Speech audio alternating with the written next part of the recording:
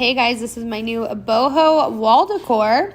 So this is a super cute, easy to set up way to accent your walls. So it comes with obviously the main macrame bit, which is about 45 inches by 17 inches. And then you've got this pack where you're going to insert some batteries. So batteries aren't included, but the little on-off switch is on there. And you can select what kind of scene mode you want to go on there. So obviously I've just kind of swung around the lights just to give a little demo of how they look with it lit up. You can kind of place these however you want. So I kind of played around with how they look here.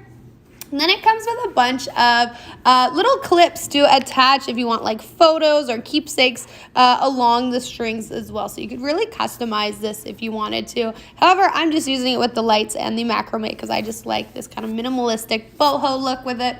Anything else? Remote control comes with it. It is just so super easy to use and to set up. Check it out.